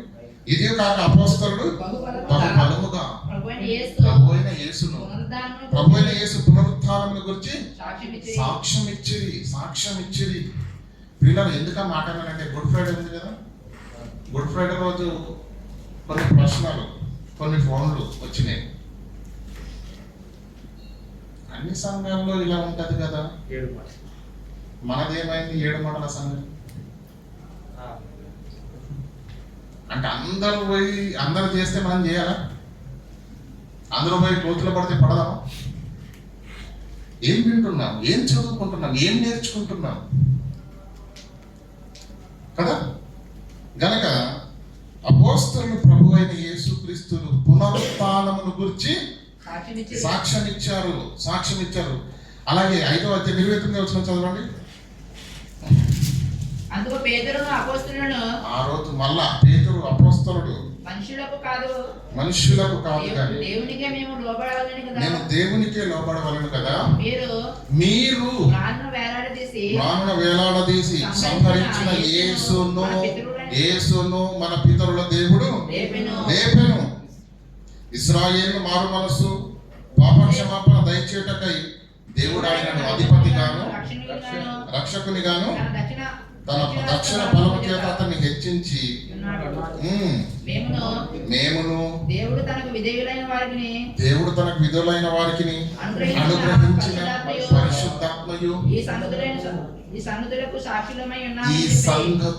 సాక్షులమై ఉన్నాము. పిల్లల ప్రారంభ శతాబ్దంలో మీరు అపోస్తల కార్యం మొదటి నుంచి చదవండి. ఎక్కడ వెళ్ళినా ఒకటే మెసేజ్. ఏంటి? యేసు పునరుత్థానమును గురించి మాత్రమే ప్రకటింపబడింది. యేసు లేచాడు, ఆయన తిరిగి లేచాడు, చనిపోయిన వారిలో నుంచి తిరిగి లేచాడు. ప్రపంచానికి ఉండిన ప్రశ్నకు మరణమైన తరువాత నరులు బ్రతుకుదురా, నరులు చనిపోయిన తర్వాత ఏమవుతురో వారికి ఎవరు తెలియజేతురు. ప్రపంచానికి ఉన్న పెద్ద ప్రశ్నకు సమాధానమే యేసుక్రీస్తు ప్రభుల వారి యొక్క పునరుత్థానం. ఆయన పునరుత్థానమే ఈ ప్రపంచానికి సమాధానం. ఆయన లేచాడు, ఈ ప్రపంచం చూసింది, సాక్షులు గొంతెత్తి మాట్లాడుతున్నారు, మేము సాక్షులము, మేము సాక్షులము, మేం చూసాము. ఈరోజు క్రీస్తు విరోధులైన వారు టీవీలో మాట్లాడుతూ ఉన్నారు. యేసు మా కొరకు ప్రాణం పెట్టడానికి ఏమంటున్నాడు తెలుసా అండి? ముద్దులో మైకి పెట్టి నువ్వు చూసావా అంటున్నాడు. నిజమే, మనం చూడలేదు కదండి, నేను చూడలేదు, నేను ఒప్పుకుంటాను. కానీ చూసిన ఆయన ఉన్నాడు. ఎవరు? అపోస్తలులు ఉన్నారు కదా, వాళ్ళు ఏమంటున్నారు? మేము సాక్షులం, కళ్ళారా చూసామని రాస్తారు. ఇక్కడ మాట చెప్పటానికి దేహంతో లేరేమో కానీ వారి రాసిన వాంగ్మూలము గ్రంథంగా మన దగ్గర ఉంది. వారిచ్చిన సాక్ష్యము యేసుక్రీస్తు తిరిగి లేచాడు, యేసుక్రీస్తు పునరుత్థానం సత్యము నిజంగా జరిగిందని చెప్పేసి ఆనాడు ప్రపంచము మారుమోగేటట్టుగా, అపవాది చెవుల్లో నుంచి రక్తం కారేటట్టుగా, గొంతెత్తి ప్రతిధ్వనించేలాగా ఎలుగెత్తి చెప్పబడినటువంటి సందేశమే క్రీస్తు పునరుత్థానం గురించిన సందేశం. కనుక పిల్లరా, ఆ సందేశము ప్రకటింపబడినప్పుడు ఏం జరిగిందో మీకు తెలుసా? చూడండి, 4వ అధ్యాయం 1వ వచనం, అపోస్తుల కార్యములు. వారు ప్రజలతో మాట్లాడుచుండగా యాజకులను దేవాలయ అధిపతులు వారు ప్రజలకు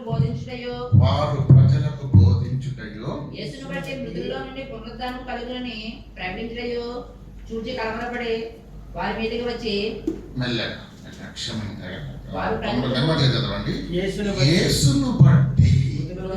యేసును బట్టి ఎలా లేస్తావయ్యా చనిపోయిన వాడు? చెవుల్లో పూలి పడుతున్నావా ఏంటి? ప్రశ్నించేవాడు ఎప్పుడు ఉంటాడండి. యేసుక్రీస్తు గురించి ప్రకటన చేసినప్పుడు మీరు చనిపోయిన తర్వాత తిరిగి లేస్తారు, మనకు మరొక జీవితం ఉన్నది, మీ జీవితాన్ని శరీర సుఖాల కొరకు, సంతోషాల కొరకు, వ్యసనాల కొరకు నాశనం చేసుకోకండి, పాపంలో బ్రతకండి అని పౌలు, యోహాను, పేతురు ప్రకటిస్తుంటే ప్రశ్నించేవాడు ఉన్నాడండి. నువ్వు మరి చెవుల్లో పువ్వు పెడుతున్నావు, చనిపోయిన వారు ఎవరైనా లేసారా? ఆదాము దగ్గర నుంచి ఇప్పటిదాకా ఎవరైనా లేసారా అని ప్రశ్న వస్తుందా రాదా? కానీ ఇప్పుడు వారికి సమాధానం ఏమంటుండు? యేసును బట్టి మృతులలో నుండి మీకు పునరుత్థానం కలుగుతుంది. యేసును చూడండి, ఆయన తిరిగి లేచాడు, ఇక మేము నమ్మాము, మీరు కూడా నమ్మండి, మీరు నమ్మండి. యేసును బట్టి మృతులలో నుండి పునరుత్థానం కలగవలనని ప్రకటించుట చూసి కలవరపడ్డారు. ఎవరు కలవరపడ్డారు? యేసు మృతుల పునరుత్థానాన్ని ప్రకటిస్తే ఎవరికి భయం? ఎవరికి? ఏమండి, భౌతికంగా కనిపిస్తున్నది శాస్త్రుల పరిశీలన కనిపిస్తున్నారేమో కానీ వాళ్ళందరినీ నడిపిస్తున్న అపవాది గాడికి చాలా భయం, చాలా భయం. వాడికి నువ్వే ప్రసంగం చెప్పుకో, నో ప్రాబ్లం. క్రీస్తు పునరుత్థానాన్ని గురించి చెప్పావా, వాడికి ఏ ఆశలు చూపి ఏ ఎరలు వేసి వాడిని పాపంలో పెడుతున్నానో నాకు తెలుసు. ఆ ఆశలన్నింటినీ తొక్కివేసి మహాప్రభావం చేత వాడు దేవుని వైపు తిరిగే మహాప్రసంగమే క్రీస్తు. అది కాని విన్నాడా, వీడు నేను ఎన్ని మాయలు చేసినా వీడికి నా పాపంలో ఉండడు, కనుక నువ్వే ప్రసంగం అన్న చెప్పుకో, నో ప్రాబ్లం. ఇది మాత్రం చెప్పనే పడదు. క్రైస్తవ్యం కూడా అలాగైపోయింది. ఏమైపోయిందంటే 365 రోజులు ప్రకటించవలసిన ఈ మహా విప్లవాత్మకమైనటువంటి సందేశాన్ని ఒక రోజుకు పరిమితం చేశారు. ఏ సంఘంలోనైనా క్రీస్తు పునరుత్థానాన్ని గురించి ఈస్టర్ రోజు గారు తప్ప ఇంకెప్పుడైనా చెప్తారా? అపోస్తుల కార్యం 1వ అధ్యాయం నుంచి చదవండి. ప్రతి చోట వాళ్ళు అదే మాట్లాడారు, ప్రతి చోట అదే మాట్లాడారు. ఏం జరిగిందో చూడండి. ప్రకటించుట చూసి కలవరపడి బలాత్కారంగా వారిని పట్టుకుని సాయంకాలం వరకు కావల్లో ఉంచిరి. వీరు ప్రకటించినప్పుడు ఏం జరిగిందో చూడండి. 4వ వచనం, వాక్యము వినిన వారిలో అనేకులు నమ్మిరి. వారి సంఖ్య, వారిలో పురుషుల సంఖ్య ఇంచుమించు 5,000. పురుషుల సంఖ్య ఎందుకు రాయబడింది? పురుషుల సంఖ్య అంటే ప్రతి దేశానికి లెక్కలు వేయడానికి ఒక ఫార్ములా ఉంటుంది. భారతదేశం లెక్కలు కట్టాలనుకో ఏం చేస్తుంది తెలుసా? ఎన్ని ఓట్లున్నో లెక్క పెడుతుంది. అంటే 18 సంవత్సరాలు కలిగినటువంటి వయసు కలిగిన వారు ఎంతమంది ఉన్నారో దాన్ని బట్టి కుటుంబంలో ఎంతమంది ఉంటారో ఒక అవగాహన వస్తుంది. ఇక్కడ ఏమంటుండు? యేసును బట్టి మృతులలో నుండి పునరుత్థానము కలుగునని క్రీస్తు పునరుత్థానాన్ని గురించి వాక్య సందేశం చేస్తే ఏం జరిగింది? వాక్యం వినిన వారిలో అనేకులు నమ్మిరి. ఇంచుమించు 5,000 మంది పురుషులు. ప్రియులారా, ఇది జీవితాన్ని తలకిందులు చేసేది. జీవితాలను పాపంలో పట్టబడి ఉన్న ప్రతి జీవితాన్ని పగలగొట్టి దేవుని కొరకు నిన్ను రక్షించే సందేశం ఇది. దేవుని కొరకు నిన్ను ఉజ్జీవింపజేసే సందేశం. దేవుని కొరకు ఒక మండే కట్టెగా ఆత్మ తీవ్రతతో నిన్ను ఉజ్జీవింపజేసే అతి బలమైనటువంటి సందేశమే క్రీస్తు పునరుత్థాన సందేశం. కానీ ఈరోజు దాని విలువ ఎవరికి తెలియదు, దాని ఆలోచన ఎవరికి లేదు. అపోస్తలుడైన పౌలు అంటున్నాడు, నేను క్రీస్తు పునరుత్థాన బలం ఏంటో నాకు తెలియాలి. మన జీవితాల్లో ఒక్కొక్క సంఘటన మన జీవితాన్ని మార్చేస్తున్నప్పుడు నీ ఆత్మీయ జీవితాన్ని ఒక్కసారిగా మరలా లోకం వైపు పాపం వైపు చూడకుండా దేవుని కొరకు పరిగెత్తే ఒక పిల్లల సింహంలా, ఒక పులిలా నిన్ను తయారు చేసేదే క్రీస్తు పునరుత్థాన బలం. దాని గురించి మనం ఎరగాలి, దాని గురించి మనం నేర్చుకోవాలి. ఇంతవరకు బాగానే ఉంది.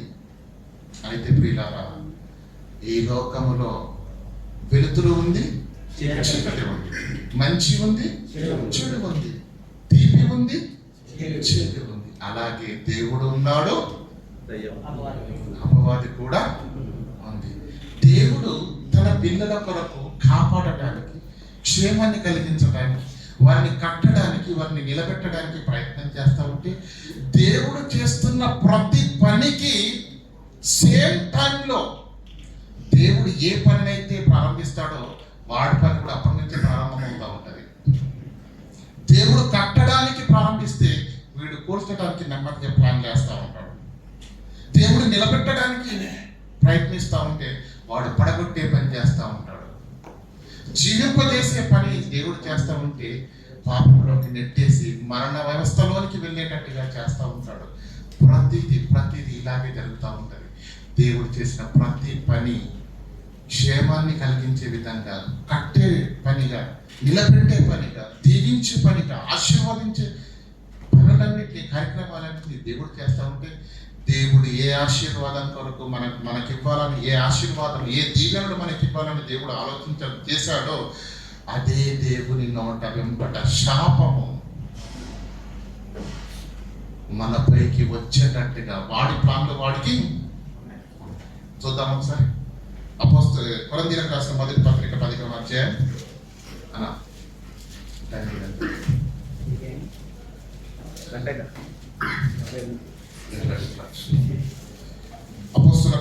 మొదటి కొరింథీయులకు రాసిన పత్రిక 15వ అధ్యాయం 15వ అధ్యాయము 12వ వచనం చదువుకుందాం. ఇప్పటి వరకు క్రీస్తు లేచిన సందర్భం చూశారు, అవునా? అపోస్తలులు ప్రకటించిన సందర్భాన్ని కూడా చూశారు. యేసు లేచిన సందర్భాన్ని చూశారు, అపోస్తలులు ప్రకటించిన సందర్భాన్ని కూడా మీరు చూశారు. ఇప్పుడు చదవండి, మనసు పెట్టి. 15 నిమిషాల్లో ముగిస్తాను. మనసు పెట్టి ఆలోచన చేద్దాం. క్రీస్తు మృతులలో లేపబడి ఉన్నాడని ఒక ప్రక్క యేసు లేచాడు. నంబర్ 1, ఆయన్ను ఈ ప్రపంచం చూసింది, సజీవునిగా చూసిందా లేదా? చూసింది. దానినే అపోస్తలుడు ప్రతి పల్లెకు, పట్టణానికి వెళ్ళి బాహాటంగా, విస్తారంగా ప్రకటన చేస్తున్నారు, అవునా? అదే సమయంలో అపవాది వేసిన మాస్టర్ ప్లాన్, కుతంత్రం. చదవండి 12వ వచనం. ప్రకటింపబడుచుండగా 12వ వచనం మొదలు. క్రీస్తు మృతులలో నుండి, ఒక్క నిమిషము నేను చదువుతాను. క్రీస్తు మృతులలో నుండి లేపబడి ఉన్నాడని ఒక పక్క గొంతెత్తి ప్రకటిస్తుంటే మీలో కొందరు మృతుల పునరుద్ధానం లేదని ఎవడు వారు ఏం చేస్తున్నారట? పునరుత్థానము లేదని ఎట్లా చెప్పుచున్నారు? ఏంటి మీ దగ్గర ఉన్న ఆధారం? దేవుని పని చెడిపే పని కాదా ఇది? క్రీస్తు పునరుత్థానాన్ని కాలరాసే పని కాదా? ఏ క్రీస్తు పునరుత్థానం వలన ప్రపంచ పాప జీవితాలు విప్లవంతో దేవుని వైపు తిరగాలని దేవుడు నరుడిగా భూమి మీదకి వచ్చి నరవతారిగా ఏమండి 33.5 సంవత్సరాలు ఈ భూమి మీద బ్రతికి కఠోరమైనటువంటి శిలువ మరణ వేదనను అనుభవించి మరణించి తిరిగి లేచి తన్ను తాను సజీవులుగా చూపించుకున్నది ఎందుకో తెలుసా? 60 ఏళ్ల తర్వాత ఈ మరణం తర్వాత ఉన్న ఆ జీవితము ఈ ప్రపంచము నమ్మాలి, చూడాలి, ఆ జీవితం కొరకు మారాలి, దేవుని కొరకు ఉన్నతంగా బ్రతకాలనే వారందరికీ సాక్ష్యంగా క్రీస్తు పునరుత్థానాన్ని దేవుడు క్రియారూపకంలో చేసి చూపిస్తే, అపోస్తలుల చేత దాన్ని ప్రకటింపచేస్తే, దౌర్భాగ్యులు కొంతమంది ఏం చేస్తున్నారట? పునరుద్ధానం లేదని ఎట్లు చెప్పుచున్నారు? ఎట్లా చెప్తున్నారు? క్రీస్తు మృతులలో నుండి లేపబడి ఉన్నాడని మేము ప్రకటిస్తున్నాము. మేము ఒక వైపు ఇలా ప్రకటించుకుంటూ వస్తే మృతుల పునరుత్థానము లేదని ఎట్లు చెప్పుచున్నారు? అర్థమవుతుందా లేదా? దేవుడు కట్టడానికి ప్రయత్నం చేస్తూ ఉంటాడు, వాడు నెమ్మదిగా కూర్చడానికి. ప్రతి సందర్భంలో అదే జరిగింది. ప్రతి సందర్భంలో ఎన్నో కళ్ళతో ఎన్నో ఆశలతో దేవుడు తన పిల్లల్ని ఏదైనా వరంలో పెట్టాడు. ఆదాము అవ్వల్ని తన పోలికలో తన స్వరూపంలో ఉన్న పిల్లల్ని చూసి దేవుడు ప్రతిదినము ముసిరిపోతున్నాడు, మురిసిపోతున్నాడు, సంతోషపడుతున్నాడు. కన్ను పుట్టిన అపవాది ఏం చేసిందో తెలుసా? వాళ్ళ సంతోషాన్ని చూసి తట్టుకోలేక నెమ్మదిగా వచ్చి దేవుడు ఏమన్నాడు? ఈ తోటలో 1,00,000 ఫలాలు ఉన్నాయి, తిను, దేన్నన్నా తిను, ఇది ఒక్కటే తినొద్దా. ఆదాము ఏం చేశాడు? అవన్నీ వద్దు, ఏదైతే అర్థన్నావో నాకు అదే కావాలి. దేవుని మాటకు 100% ఆపోజిట్ గా అపవాది ఏం చేయదు, మనల్ని చేతి పట్టుకుని ఎక్కడికి తీసుకెళ్ళదు. వాడు ఏం చేస్తాడంటే దేవుని ఆజ్ఞ ప్రకారంగా బ్రతికితే మనం పరలోకం వస్తుంది, అవునా?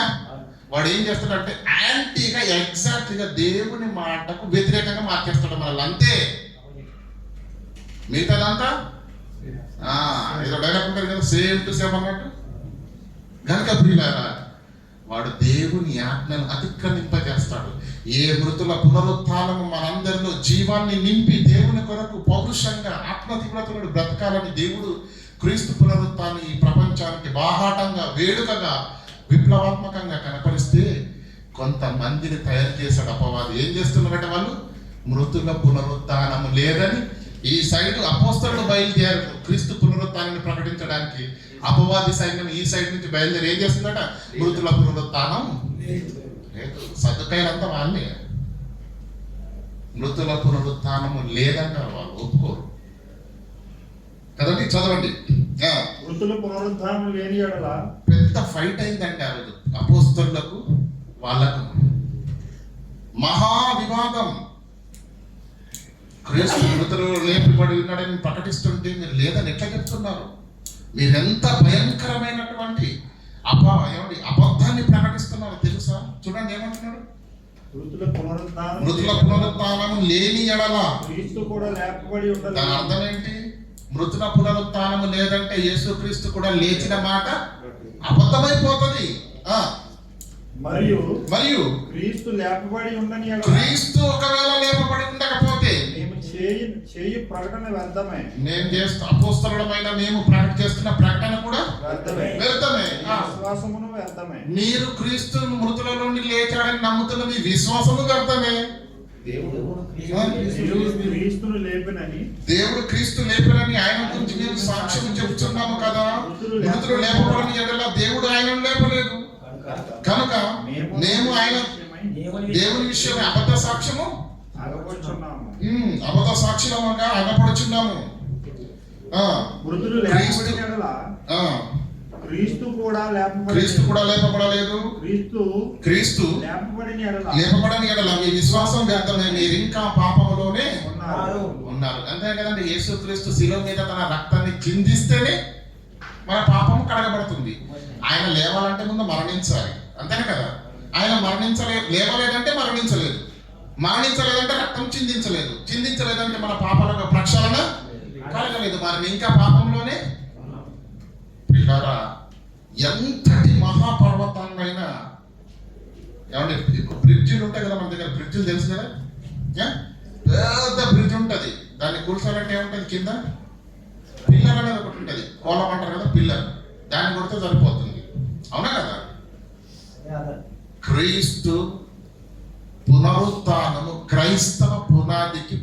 క్రైస్తవ విశ్వాసానికి పునాది. వాడు పునాది నిన్నే కొడుతున్నాడు. వాడికి తెలుసు బలం ఎక్కడ ఉందో, విశ్వాసం ఎక్కడ చెదిరిపోతుందో, మనుషులు మరలా పాపం వైపు ఎలా తిరగబెట్టాలో వాడికి బాగా తెలుసు. అందుకే ఏం చేస్తున్నాడో తెలుసా, గురి చూసి కొడుతున్నాడు. వాడు ఏమంటున్నాడు, మృతుల పునరుత్థానము లేదు. ఏమండి అలా అప్పుడు చెప్పారు ఏమంటే ఇప్పుడు అలా చెప్తారు లేదని అనుకుంటున్నారా? ఆ చెప్పేవాడు మీ పక్కనే ఉంటాడు, చెప్పేవాడు మీ పక్కనే ఉంటాడు. ఏమంటాడు తెలుసా, జీవితం ఒక్కటే కనుక మనం ఏం చేయాలి, తిందాం తాగుదాం ఎంజాయ్ చేయాలి. పైగా వాక్యం కూడా చూపిస్తారండి. ప్రసిద్ధి గ్రంథం ఉంది కదా, ఎవరుడా నీ కాలమందు సంతోషించము, నీ హృదయం యొక్క ఇష్టము చొప్పున ప్రవర్తించుము. అడిగి చదువుతారు. కింద ఏమని ఉన్నది, అయితే వీటన్నిటిని బట్టి నువ్వు తీర్పులోనికి వస్తావు. అది మాకు వద్దు, అది మాకు వద్దు.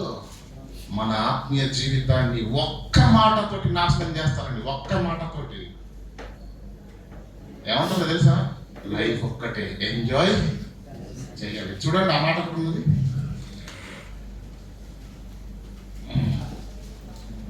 32 చదవండి. 15:32.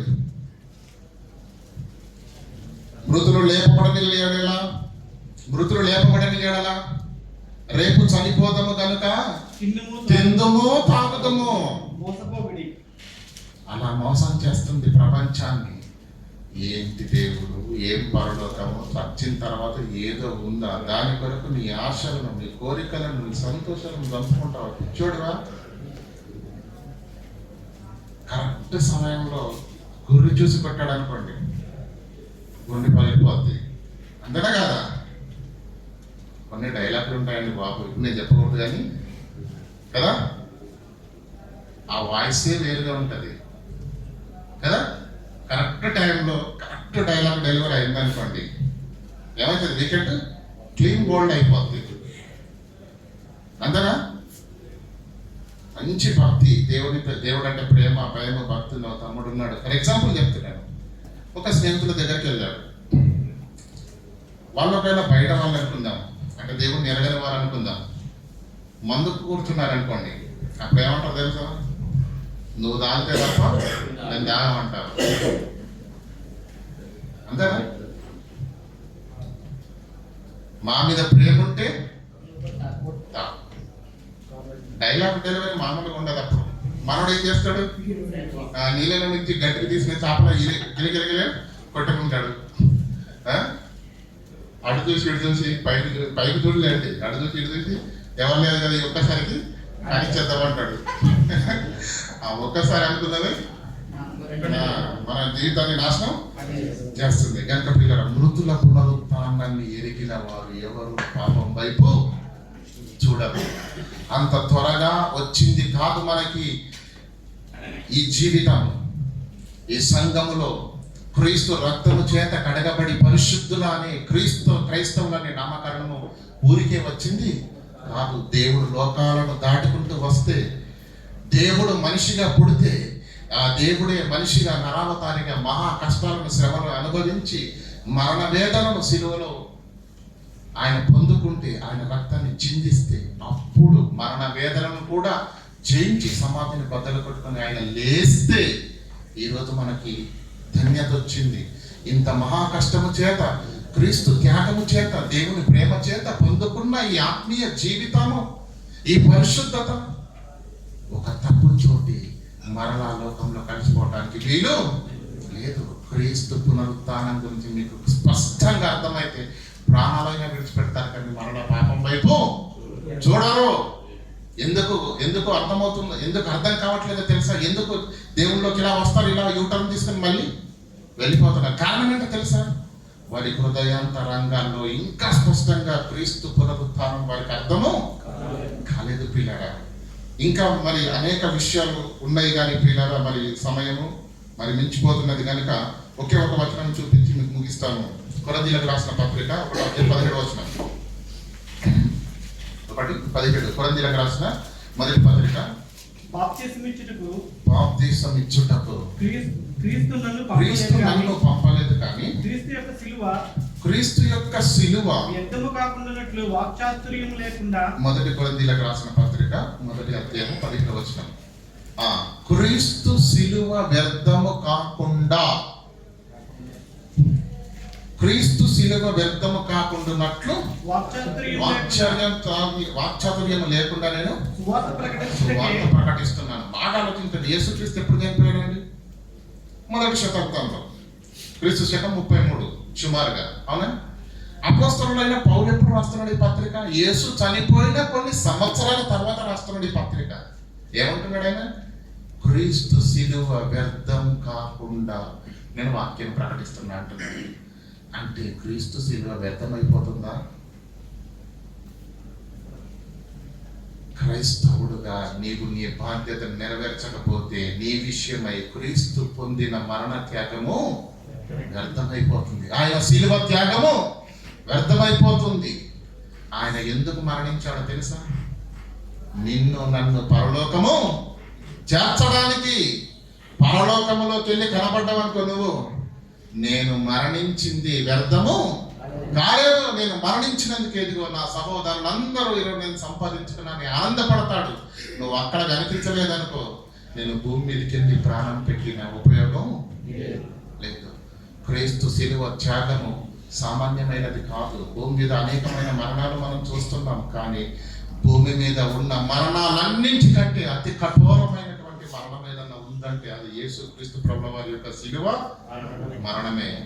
అంతటి మహావేదనను నీ కొరకు నా కొరకు అనుభవించి నిన్ను నన్ను పాపము నుంచి విడిపించి పరలోకం చేర్చడానికి యేసుక్రీస్తు ప్రాణత్యాగం చేశాడు. తిరిగి పునరుత్థానుడై మనకు కనిపించాడు. మన జీవితాలు ప్రభావితం అవ్వాలి, మన జీవితాలు ప్రభావితం అవ్వాలి. పునరుత్థాన బలము ఎంత గొప్పదో మీకు అర్థం కావాలంటే మీకు సింపుల్ ఒకటే మాట చెప్తాను. పేతురు గారి గురించి మనకు తెలుసు కదా. పేతురు అంటే మనకి ఏం గుర్తుకొస్తుంది? కోడి గుర్తుకొస్తుందిగా. ఏమంటే కోడి కోయక మునుపు ముమ్మారు నన్ను ఎరుగుదు అని. పేతురు అంటే కోడి అంటే పేతురు, మనకు అదే గుర్తుంటుంది. క్రీస్తు పునరుత్థానము చూడక ముందు అపోస్తలుడైన పేతురు గాని, యాకోబు గాని, ఆంద్రేయ గాని ఎవ్వరు కూడా బలంగా లేరు. యేసుక్రీస్తు సిలువ కప్పిచ్చేసరికి వీళ్ళు ఎక్కడికి వెళ్ళారండి? మహానుభావుడు మంచోడు చక్కని వాక్యం చెప్పాడు, ఈ దౌర్భాగ్యులందరూ పుట్టన పెట్టుకున్నారు, చంపేశారు, ఇంకేం చేస్తాంలేండి, ఆయన తలుచుకుంటూ ఉంటే మన కడపేలా నిడుతుంది, పదంలో వలలు తీయండి, అన్ని చేపలు పట్టుకోవడానికి వెళ్దామని గలిలే సముద్రంకి వెళ్ళారండి. 2 రోజులకే. విశ్వాసంగా బలంగా లేదండి వాళ్ళకప్పుడు. ఎప్పుడైతే క్రీస్తు సజీవుడిగా వచ్చాడో, ఇదిగో మీరు సిలువ వేసిన మీ యేసుని, మీ బోధకుడిని నేను రండి చూడండి ముట్టండి అని అన్నప్పుడు అప్పుడు అర్థమైందండి వాళ్ళకు. ఇక ప్రాణాలైనా అర్పించారు కానీ ప్రభువును మాత్రము విడిచిపెట్టారు. అంటే వారి జీవితాలను ప్రభావితం చేసింది, విప్లవాత్మకంగా మార్చింది, బలంగా ఆత్మ తీవ్రతను నిలబెట్టింది, తిరుగులేని పరిశుద్ధమైన జీవితాన్ని జీవింపచేసినది, అపోస్తలులను బలపరిచింది యేసుక్రీస్తు పునరుత్థానమే. యేసుక్రీస్తు యొక్క పునరుత్థానమే. క్రీస్తు పునరుత్థానానికి ముందు వారి భక్తి జీవితాలు ఎలా ఉన్నాయి, క్రీస్తు పునరుత్థానం తర్వాత ఎలా ఉన్నాయి మనకు బాగా తెలుసు. కనుక ప్రియులారా, అపోస్తలులను ప్రభావితం చేసిన క్రీస్తు పునరుత్థానం ఈరోజు నిన్ను నన్ను ఎందుకు ప్రభావితం చేయట్లేదు, ఎందుకు మార్చట్లేదు, ఎందుకు ఉజ్జీవింప చేయట్లేదు, ఎందుకు ఆత్మ తీవ్రతను నింపట్లేదు? ఎందుకంటే మన చెవులతో వింటే మనకు ఎప్పటికీ అర్థం కాదు. క్రీస్తు పునరుత్థానం, క్రీస్తు చెప్పిన ప్రతి మాటను మనసుతో వినండి, హృదయంలో దేవుని యొక్క వాక్యాన్ని ప్రతిష్ఠించుకోండి. ఆ దేవుడు నిన్ను హత్తుకొనడానికి, ఆలందనం చేసుకోవడానికి సిద్ధంగా ఉన్నాడు. ప్రియులారా, మీకు ఆసక్తి ఉండాలే కానీ ప్రతి వాణ్ణి దేవుడు ఒక ఉన్నతమైన బోధకునిగా తీర్చాలన్నది దేవుని ఆశ. మనుషులందరూ సత్యం గురించి అనుభవ జ్ఞానం కలిగి ఉండాలన్నది దేవుని యొక్క ఆలోచన. నీకు నేర్చుకోవాలన్న మనసు ఉండాలి, చదవాలన్న ఆశ ఉండాలే తప్ప దేవుడు నిన్నే ఎన్నుకుంటాడు, నిన్నే నిలబెడతాడు. కనుక ప్రియులారా, క్రీస్తు పునరుత్థాన దినము, క్రీస్తు యొక్క పునరుత్థానము మన జీవితాలకు విప్లవాత్మకమైనటువంటి మార్పును తీసుకుని వచ్చి మన ఆత్మీయ జీవితాలను, మనల్ని, మన కుటుంబాలను, మరి సంఘానికి దీవెనకరంగా, ఆశీర్వాదకరంగా మనందరి జీవితాల్లో దేవుడు నెమ్మదిని దయచేసి కాపాడును గాక. ప్రార్థన చేసుకుందాం. కరుణా సంపన్నమైన దేవ, కృపగల మా తండ్రి, మీ ఘనమైన పవిత్రమైన నామానికి వందనాలు. క్రీస్తు పునరుత్థానము ఆరాధనలో క్రీస్తు పునరుత్థానము విశ్వాసానికి పునాది అన్న సంగతిని తండ్రి మేము గుర్తెరిగాము. కానీ ఈరోజు క్రైస్తవ సమాజం దాన్ని మర్చిపోయింది. కానీ అపవాదికి బాగా తెలుసు తండ్రి. అందుకే వాడు క్రీస్తు పునరుత్థానం పైన, క్రైస్తవ విశ్వాసపు పునాది పైన వాడు గురిపెట్టి కొడుతూ క్రీస్తు మృతుల పునరుత్థానము లేదని ప్రారంభ శతాబ్దం నుంచే వాడు ప్రకటింపజేస్తున్నాడు. ఈరోజు యువత తప్పిపోవడానికి, రేపు చనిపోదము కనుక తిందుము తాగుదము, ఈ జీవితాన్ని ఎంజాయ్ చేయాలని ఆలోచిస్తున్నారు తండ్రి. కానీ మా అందరినీ ప్రేమించి ఉన్నతమైన మాటల చేత తండ్రి మమ్మల్ని హెచ్చరించి బలపరిచినందుకు మీ పాదాలకు వందనాలు. ఏ జీవితాన్ని అయితే తండ్రి సుఖ సంతోషాల కొరకు పెట్టుకొని సర్వనాశనం చేసుకుంటున్నారు, ఈ అల్పకాల జీవితాన్ని ప్రభు కొరకు పెడితే ఆ మహాలోకాన్ని పొందుకుంటామని మమ్మల్ని ప్రేమించి మీరు అందించిన ప్రతి మాటను బట్టి మీకు కృతజ్ఞతాస్తులు తెలియజేయచ్చు. దినం మీ పిల్లల్ని దీవించండి, ఆశీర్వదించండి. వారిని, వారి కుటుంబాలను, వారి పనిని, వారి ఉద్యోగాలను ఆశీర్వదించండి, ఫలభరితంగా మార్చండి. రానున్న దినాల్లో తండ్రి అనేకులకు మాదిరికరమైనటువంటి గొప్ప సాక్షి జీవితాన్ని మేము అందరం కలిగి ఉంటున్నట్లుగా మందరిని మీ కృప చేత బలపరిచి ఆదరించమని వేడుకుంటూ ఘనత, మహిమ, ప్రభావం మీనమని ఆరోపిస్తూ క్రీస్తునామని ప్రార్థనకు పెట్టుకుంటామా పరమ తండ్రి. అందరికీ వందనాలు.